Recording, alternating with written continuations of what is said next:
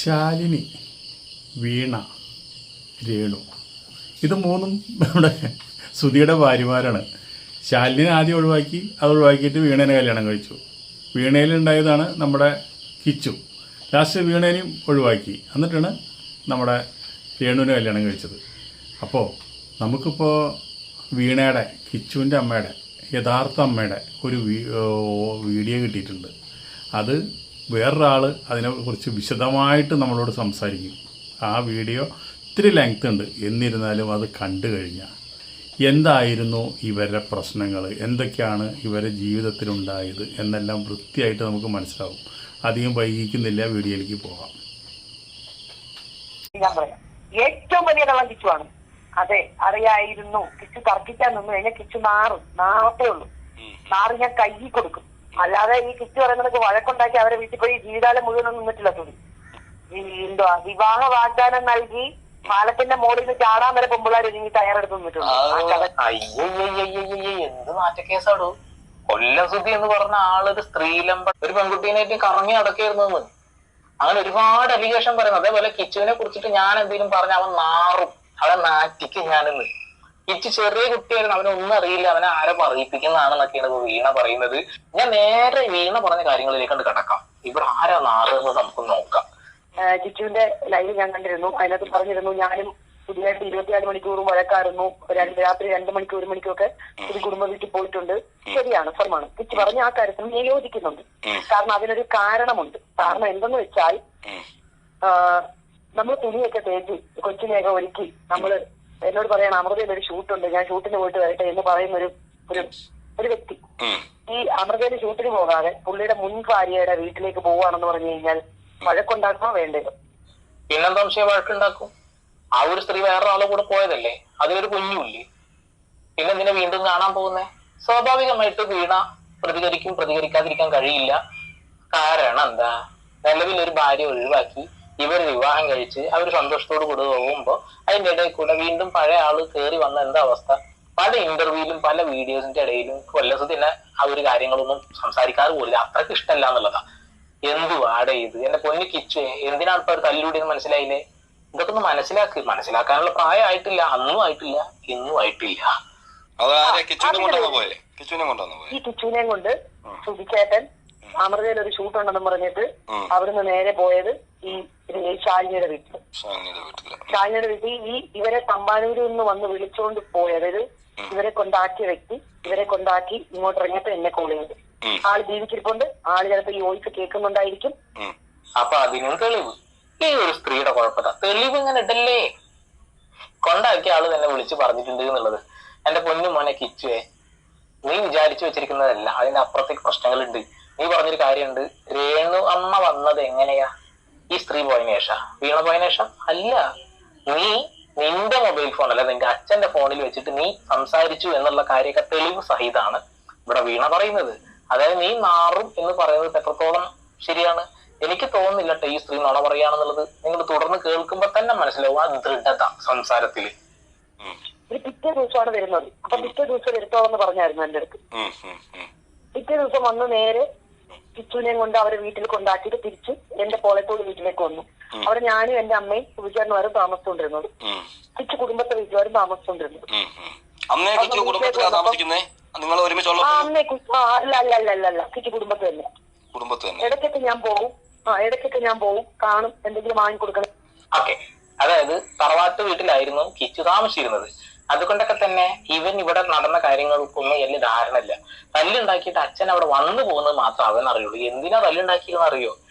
ഇങ്ങനെയുള്ള കാര്യങ്ങൾക്ക് ഒന്ന് ശാലിനിയുമായിട്ടുള്ള ഈ ഒരു ബന്ധം അവസാനിച്ചിട്ടും സാമ്പത്തികമായി സഹായം ഇടക്കിടക്ക് കാണാൻ പോവുക. രണ്ടാമത്തെ കാര്യം വെച്ചിട്ടുണ്ടെങ്കിൽ സ്ത്രീകളുമായി എന്തൊക്കെയോ ബന്ധം ഉണ്ടായിരുന്നു എന്നുള്ളത്. ഇത് മോനെ നിനക്ക് അറിയുന്നതിന്റെ അപ്പുറം കൂടെ താമസിച്ചിരുന്ന ഇവർക്ക് അറിയുണ്ടാവും. നീ താമസിച്ചിരുന്ന മകനായിട്ടാ, ഇത് ഭാര്യയായിരുന്നു. അവർക്ക് അറിയുന്ന അത്രത്തോളം കാര്യങ്ങൾ അറിയാൻ ഒരു ചാൻസും ഇല്ല എന്ന് തന്നെയാണ് ഞാൻ മനസ്സിലാക്കുന്നത്. പിന്നെ നീ തന്നെ പറഞ്ഞൊരു വാക്കുണ്ട്, അച്ഛൻ ഫുൾ ടൈം ഷൂട്ടിലായിരുന്നു, അച്ഛന്റെ ഏട്ടനും ഭാര്യയൊക്കെയാണ് ഞങ്ങളെ എന്നെ നോക്കിയിരുന്നു എന്നുള്ളതൊക്കെ. അതൊക്കെ വായിക്കുമ്പോ തന്നെ നമുക്ക് മനസ്സിലാവൂലേ? ഒരിക്കലുമല്ല. ടീച്ചർ ശാലിനിയുടെ അടുത്ത് പോയല്ലേ ചോദിച്ചു. അതിനു മുന്നേ ഞങ്ങളുടെ കല്യാണം കഴിഞ്ഞ ടൈമില് ഞാനും ശാലിനിയുടെ പേരും പറഞ്ഞിട്ട് ഞങ്ങൾ അന്ന് നല്ല വഴക്കുണ്ടായിട്ടുണ്ട്. കാരണം ശാലിനിക്ക് ഇഷ്ടംപോലെ കാശ് കൊടുത്തിട്ടുണ്ട് ഉച്ചയുടെ. ശാലിനി ചോദിക്കും, ശാലിനിയുടെ അക്കൗണ്ടിൽ ബാങ്കിൽ പോയാൽ ഇട്ട് കൊടുക്കുന്നത്. അപ്പൊ ഈ പേഴ്സിൽ സ്ലിപ്പ് കാണും. അപ്പൊ അത് ചോദിച്ചിട്ടുണ്ട്. ഞാൻ ഇഷ്ടംപോലെ വഴക്കുണ്ടാക്കിയിട്ടുണ്ട്, ഇല്ലെന്ന് ഞാൻ പറയുന്നില്ല, ഇഷ്ടംപോലെ വഴക്കുണ്ടാക്കിയിട്ടുണ്ട്. പിന്നെ അപ്പോഴും ആ വഴക്കുണ്ടാക്കി ചിലപ്പം ഒരു ദിവസമൊക്കെ തുടങ്ങിയിരിക്കും, പിന്നെ വീണ്ടും വീണ്ടും വഴക്കുണ്ടാക്കി മൊത്തം ശാലിന്യന്റെ പേരിലാണ്. അത് സാമ്പത്തികമായിട്ടുള്ള ഇടപാട് മാത്രമല്ല, അത് അവൻ പറയുന്നുണ്ട് സാമ്പത്തികമായ എന്തോ പ്രശ്നത്തിന്റെ പേരിലാണെന്ന്. അത് അവന്റെ ഒരു കൊച്ചു ബുദ്ധിയിൽ അന്ന് കയറിയതാ. അതിനപ്പുറത്തേക്ക് അവൻ അന്ന് മനസ്സിലാക്കാൻ കഴിയാത്ത കുറച്ച് കാര്യങ്ങൾ ഉണ്ടായിരുന്നു. അതെന്താ, ഒരുപാട് സ്ത്രീകളുമായിട്ടുള്ള ബന്ധങ്ങൾ എന്നൊക്കെയാണ് ചേച്ചി പറയുന്നത്. അതൊക്കെ ഇനി മനസ്സിലാക്കാനുള്ള ബോധം ഉണ്ടെങ്കിൽ ദയവ് ചെയ്ത് ഇനി ഇതിനെക്കുറിച്ച് ചർച്ച ചെയ്യാതിരിക്കുക. അതേപോലെ തന്നെ രേണുവിനോട് അടങ്ങിയിരിക്കാൻ പറയാം. ഈ രേണു കാരണമാണ് ഇത്രയും കാര്യങ്ങൾ, അച്ഛനെ കുറിച്ചിട്ടുള്ള ഇത്ര കാര്യങ്ങൾ പുറത്തേക്ക് വന്നിട്ടുള്ളത്. ചീത്തപ്പേരായി, വലിയ ചീത്തപ്പേരായി. സാമ്പത്തിക തട്ടിപ്പ്, സ്ത്രീകളുമായിട്ടുള്ള അത് ഇത് എന്തൊക്കെ കേസൊക്കെ വരുന്നേ. കൊള്ളാം മോനെ, കൊള്ളാം. ഇനി എങ്കിലും ഈ വിഷയം നിങ്ങൾ ചർച്ച ചെയ്യാതിരിക്കട്ടോ.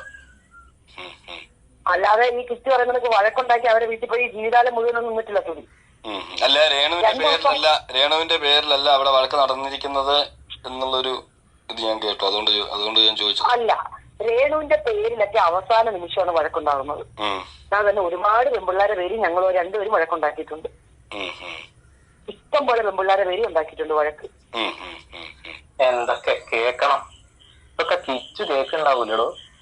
അതായത് ഈ രേണുവുമായി ബന്ധപ്പെട്ടുകൊണ്ട് മാത്രമല്ല തല്ലുണ്ടാക്കിയിട്ടുള്ളത്, ഒരുപാട് സ്ത്രീകളുമായിട്ടുള്ള ബന്ധം ചേട്ടായി ഉണ്ടാക്കിയിട്ട് അതിന്റെ മുകളിലാണ് തല്ലുണ്ടാക്കിയിട്ടുള്ളത്. എന്റെ പൊന്നു മോനെ കിച്ചുവേ, ഈ ചേച്ചി പറഞ്ഞതൊക്കെ നുണയാണ് എന്ന് പറഞ്ഞത് കൊണ്ട് മാത്രമാണ് അവർക്ക് ഈ സത്യങ്ങൾ വിളിച്ചു പറയേണ്ടി വരുന്നത്. ഒരു വാക്ക് പോലും നിന്നെ കുറിച്ച് കുറ്റം പറയാത്ത ഈ സ്ത്രീ കുറ്റം പറയേണ്ട അവസ്ഥ വന്നത് ഇതിനെ കുറിച്ച് അറിയാത്തത് വെറുതെ പറഞ്ഞത് കൊണ്ട് തന്നെ. എനിക്കൊരു ഡാൻസ് ട്രൂപ്പ് ഉണ്ടായിരുന്നു ആ സമയത്ത്.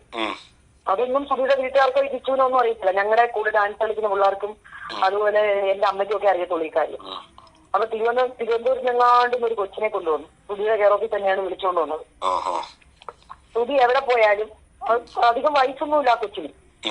സുധി എവിടെ പോയാലും സുധിയുടെ വണ്ടിയുടെ ബാക്കിൽ ഈ കൊച്ചുണ്ട്, ഈ പെൺകൊച്ചുണ്ട്. അങ്ങനെ ഈ കൊച്ചിനെ ഞാനാണ് പറഞ്ഞു വിട്ടത്. അതിന്റെ പേരൊന്നും ഞാൻ പറഞ്ഞില്ല. ഈ കൊച്ചിനെ ഞാനാണ് പറഞ്ഞു വിട്ടത്. കൂടെ പ്രോഗ്രാം ചെയ്യുന്ന പിള്ളേരോട് ചേച്ചി ഇത് ശരിയല്ല, ഇങ്ങനെയാണ്. അത് സൂചാരണമായിട്ട് കമ്പനിയൊക്കെ ആയിരിക്കും, സൂചാന്റെ കെയർ ഓഫിലായിരിക്കും വന്നിരിക്കുന്നത്. ബാക്കി ഇത്രയും പെൺപിള്ളേരുടെ ഡാൻസ് ചെയ്യുന്നുണ്ട്. അതുകൊണ്ട് നമുക്കത് ബുദ്ധിമുട്ടാണെന്ന് പയ്യന്മാര് പറഞ്ഞു. കൂടെ പ്രോഗ്രാം ചെയ്യുന്ന പയ്യന്മാര് പറഞ്ഞു. അയ്യയ്യയ്യയ്യയ്യേ, ഇത് വലിയ നാട്യ കേസാണല്ലോ. ഒരു പെൺകുട്ടീനെ കൊണ്ട് നടന്നിട്ട് നാട്ടുകാർ മൊത്തം അത് പറയാൻ തുടങ്ങിയത്രേ. അവസാനം സുധിയോട് പറയാതെ ഒഴിവാക്കി എന്നൊക്കെ. എന്നിട്ട് ആ പെണ്ണ് പോയി ചാവാൻ പോയി എന്നുള്ളത്. ആ ചാവാൻ പോയപ്പോ വീണയുടെ ഒരു സുഹൃത്ത് തന്നെ രക്ഷപ്പെടുത്തി, ഞാനത് കുട്ടിയെ വിവാഹം കഴിച്ചോളാൻ പറഞ്ഞിട്ട് വളരെ സിമ്പിൾ ആയിട്ട് നൈസായിട്ട് കൊല്ലസുതി ഏതാണ്ട് ഊരിപ്പോയി എന്നുള്ളത് ഒന്ന് കേട്ടോ നിങ്ങള്. വീട്ടിൽ നിന്ന ചേട്ടൻ ഞാൻ വേണമെങ്കിൽ അവരെ നീതിക്ക് മുന്നിൽ കൊണ്ടുവന്ന് അയാളെ കൊണ്ട് പറയിപ്പിക്കാം. അവരൊക്കെ പറയാൻ തയ്യാറെടുത്ത് നിൽക്കുമായിരുന്നു. ഞാനാണ് പറഞ്ഞത്, ചേട്ടാ വളർന്നു വരുന്നൊരു മകനുണ്ട് അയാൾക്ക്. അല്ല, ഈ പാലത്തിന്റെ മുകളിൽ നിന്ന് ഒരു കുട്ടി ചാടാൻ പോയെന്ന് ഇങ്ങനെ പറഞ്ഞല്ലോ, അതും ഈ പ്രശ്നമായിരുന്നോ? ഇങ്ങനെ എന്താ നിങ്ങള് തമ്മിൽ ഞങ്ങളുടെ കല്യാണം കഴിഞ്ഞ് 2 ആഴ്ച കഴിഞ്ഞപ്പോ നടന്ന സംഭവമാണ് ഞാൻ ഈ പറയുന്നത്.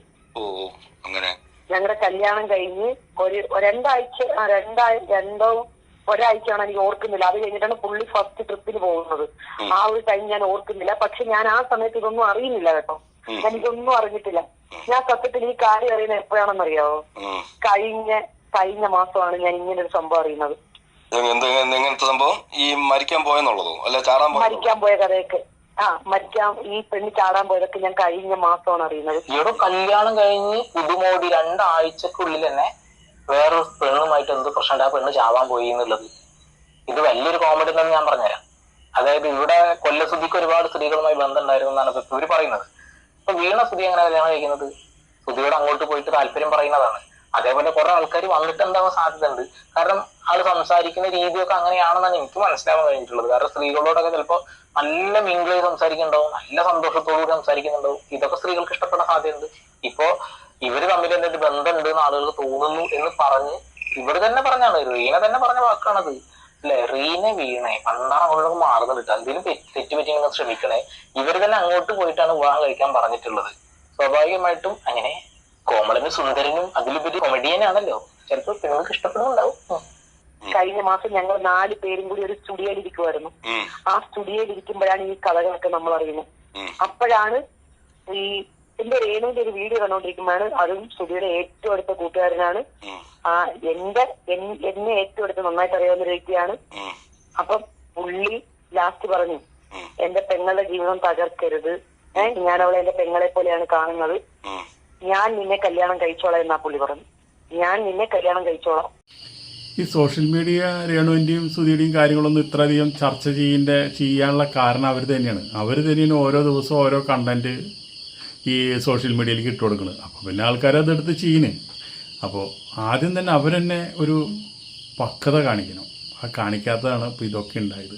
ഇപ്പോൾ ഈ ഇതിൽ പറഞ്ഞിട്ടുള്ള വീണ പറഞ്ഞിട്ടുള്ള കാര്യങ്ങൾ സത്യം ഏത് നുണ ഏത് എന്നൊന്നും നമുക്കറിയില്ല. ഇതൊക്കെ സോഷ്യൽ മീഡിയയിൽ പറന്നു നടക്കുന്ന സംഭവങ്ങളാണ്. ഇതൊക്കെ ആൾക്കാരെടുത്ത് ഓരോ വീഡിയോയും കണ്ടന്റ് ആക്കിയിടണം. ഇതൊക്കെ അവരെ കുടുംബത്തിനും അവർ വളർന്നു വരുമ്പോൾ അവർക്ക് തന്നെയാണ് ഇതൊക്കെ ദോഷം ചെയ്യാന്നുള്ള അവർ മനസ്സിലാക്കുന്നില്ല. മലന്ന് കിടന്ന് തുപ്പിയാൽ എന്തുണ്ടാവും? അത് നമ്മുടെ ദേഹത്തന്നെ വന്ന് വീഴും. അതാണ് എപ്പോഴും ഉണ്ടാവണത്. കുറച്ച് കാശ് കിട്ടായിരിക്കാം, കാശ് കൊണ്ടെല്ലാം ആയില്ലല്ലോ. അപ്പോൾ ഇത് നമ്മൾ ആയിട്ട് നമുക്കതിനെപ്പറ്റി ആധികാരികമായിട്ടൊന്നും അറിയില്ല. ഇവരുടെ ജീവിതത്തിൽ എന്ത് സംഭവിച്ചു, ഇവർ ആദ്യം കല്യാണം കഴിച്ച ആരാണ്, രണ്ടാമത് കല്യാണം കഴിച്ച ആരാണ്, ഇതൊക്കെ നമുക്ക് ഈ സോഷ്യൽ മീഡിയ കൂടെ മാത്രമേ നമുക്കറിയുള്ളൂ. അപ്പോൾ അതറിഞ്ഞുകൊണ്ട് നമ്മൾ അവരെ പറ്റി സെർച്ച് ചെയ്യുമ്പോൾ നമുക്ക് ഇങ്ങനെയുള്ള കാര്യങ്ങളൊക്കെ കിട്ടുന്നത്. എന്തായാലും ഇത്രയും നമുക്ക് ഇതിനെപ്പറ്റി പറയാനുള്ളൂ, വേറൊന്നും പറയാനില്ല.